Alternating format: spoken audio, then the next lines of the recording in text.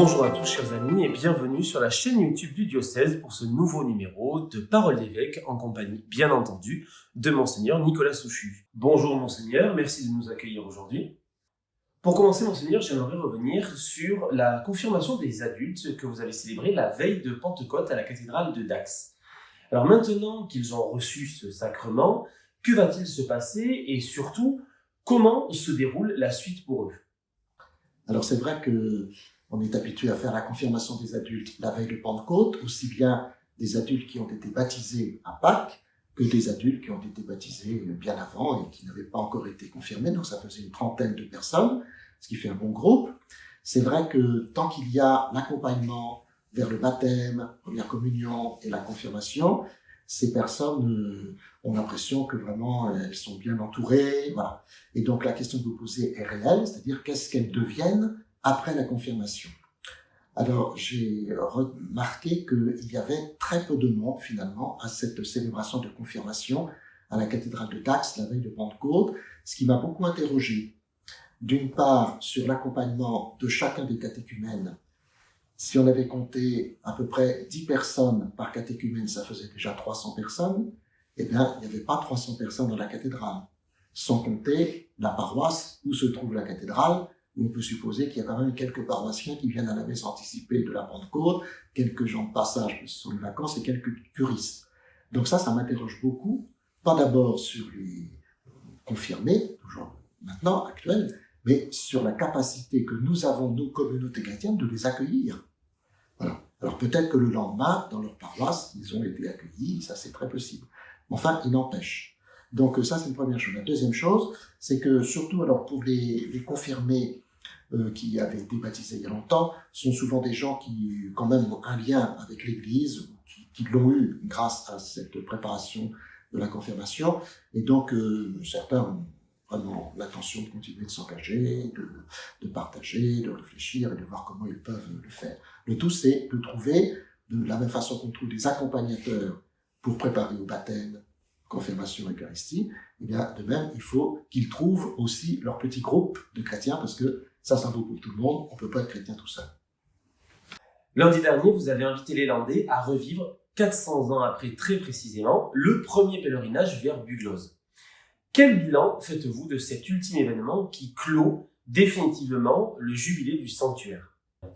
Alors, nous avons vécu une très belle journée. D'abord, le temps était de la partie, et puis on a eu du monde toute la journée, puisqu'on pouvait venir simplement à la messe, il y a eu du monde à la messe le matin à la cathédrale, on pouvait faire simplement une partie de la marche ou toute la marche tout entière, et il y a du monde tout au long de la marche, donc d'abord jusqu'au berceau de Saint-Vincent-de-Paul, puis jusqu'à Notre-Dame de Bugloz, où beaucoup de personnes étaient présentes pour la célébration des vêpres qui clôturait la journée.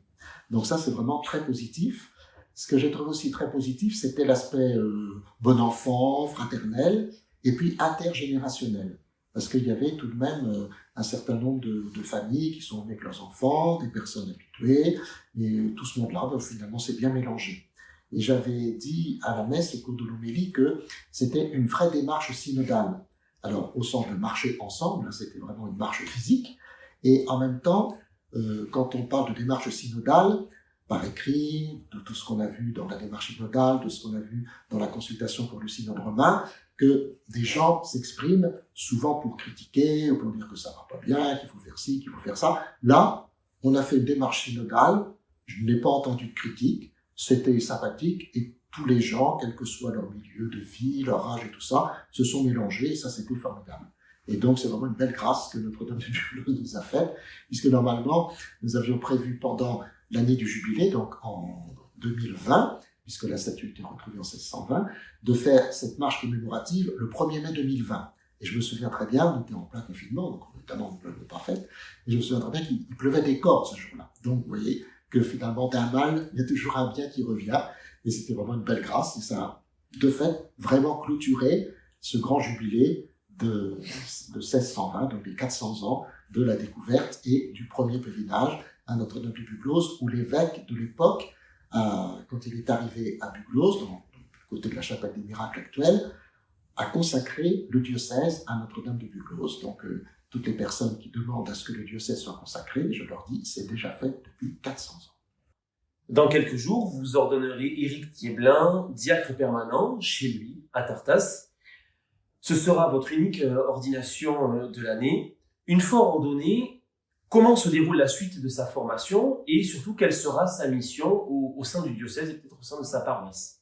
Alors tout d'abord, je n'aime pas l'expression unique ordination de l'année. C'est une ordination. Voilà. L'ordination, c'est un don de Dieu. Donc c'est toute la question d'ailleurs pour notre diocèse, de savoir comment nous accueillons le don que Dieu nous fait par l'ordination. Et je suis souvent très surpris que les lieux où il y a l'ordination, donc l'église de Tartas, ne soient pas archi-pleines, bondées, qu'on refuse du monde même aux ordinations, tellement les gens demandent des prêtres, des diacres peut-être pas, parce que c'est pas très populaire, mais voilà. Et donc les gens ne viennent pas aux ordinations. Et donc on ne peut pas dire l'unique ordination, c'est une ordination, et déjà si on ne reconnaît pas cette grâce, on peut toujours en demander, on n'aura rien. Voilà. Alors après ça, réjouissons-nous que Éric Thieblin, qui est un père de famille, une cinquantaine d'années, qui vient de changer de travail, puisque maintenant il est aumônier titulaire de l'aumônerie de l'hôpital de Mont-de-Marsan. Donc il a déjà un travail diaconal, on va dire. Hein. Et donc, quand c'est comme ça, quand on ordonne des personnes encore en activité professionnelle, finalement, c'est d'abord dans leur milieu familial et professionnel que se situe leur engagement. Et puis, il le fait maintenant comme diacre, c'est-à-dire comme ministre ordonné de l'Église, ministre serviteur, parce que diacre, ça veut dire serviteur. Et donc, je ne lui confie pas beaucoup de choses supplémentaires de ce qu'il fait déjà, parce qu'il est aussi engagé dans le catéchuménat de sa paroisse, il est engagé au secours catholique, et donc on a gardé tous ces aspects-là, et puis il verra avec son curé, le père Philippe Lebel, pour savoir quelle dimension il aura pour la prédication, le service liturgique, et tout cela. Vous voyez, pour bien montrer que voilà, c'est une autre manière pour lui de vivre ce qu'il fait déjà, et c'est ce signe qu'il donne à toute l'Église qu'on peut être serviteur tout en étant père de famille, en ayant un travail et en ayant des engagements ecclésiaux. Et donc sa formation, comme tous les diacres, va continuer 2 ans après l'ordination, 4 ans avant, parce que évidemment ça ne peut être qu'une fois par mois, c'est pas comme un séminaire à temps complet, donc il faut que la formation, c'est prévu qu'elle continue de manière tout à fait officielle pendant 12 ans. Vous avez désormais achevé l'ensemble des visites dans les pays du diocèse. C'était les visites que vous faisiez pour la première phase de la démarche synodale Vivons et annonçons l'Évangile ensemble. Maintenant que tout ceci est terminé, que va-t-il se passer et quelle est la prochaine étape de cette démarche synodale?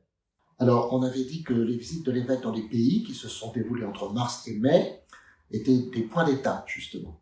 Parce que chaque paroisse ou ensemble pastoral a pris son temps et à son rythme.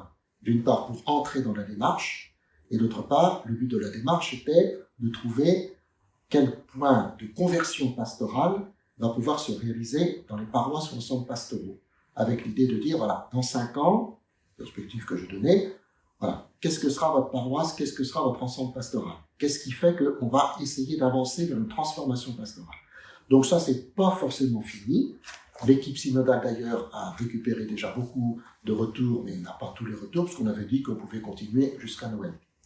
En tout cas, l'année pastorale qui s'ouvrira en 2020, enfin, en septembre 2022-2023, aura aussi pour but de regarder, à partir de toutes ces remontées paroissiales, qu'est-ce qu'au niveau diocésain, nous allons faire nous aussi pour entrer dans cette dimension de transformation.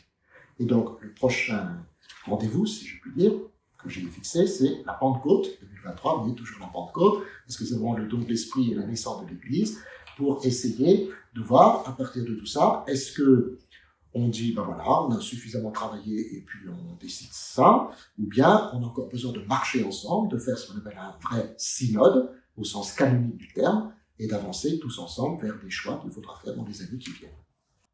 L'ATPA, je le rappelle, qui est l'antenne de théologie des Pays de l'Adour, propose des formations en théologie, en philosophie, mais aussi des formations spirituelles de grande qualité tout au long de l'année. Malheureusement, depuis quelques années, les Landais sont un petit peu moins nombreux à s'inscrire. Qu'avez-vous envie de leur dire pour les inviter à le faire?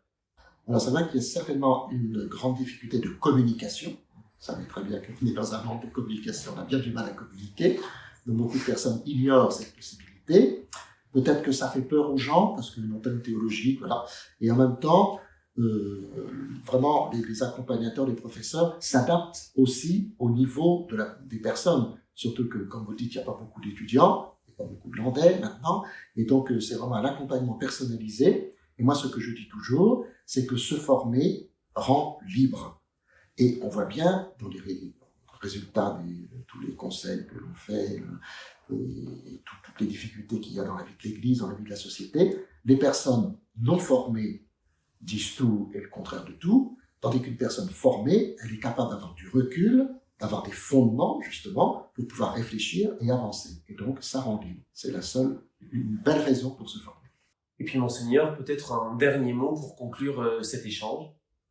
Alors, nous avons commencé le mois de juin par ce pèlerinage à Notre-Dame de Bugloz. Et durant ce mois de juin, il y a 2 pèlerinages qui sont prévus à Lourdes.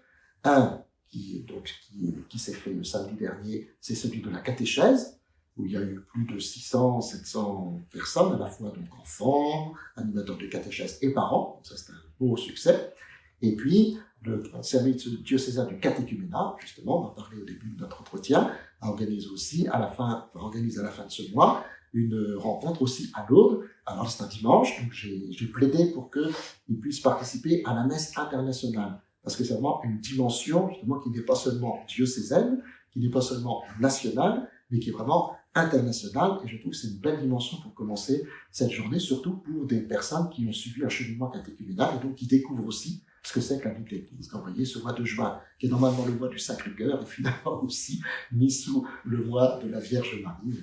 J'en rends grâce avec vous tous. Merci, Monseigneur, pour ce temps partagé avec vous. Eh bien, merci à vous aussi, et bonne fin de mois à tous ceux qui nous écoutent et nous regardent. Merci, Julie, pour la réalisation et le montage. Nous nous retrouverons désormais le 15 juillet pour une dernière émission avant les grandes vacances. Et d'ici là, je vous souhaite un beau mois de juin. À très bientôt.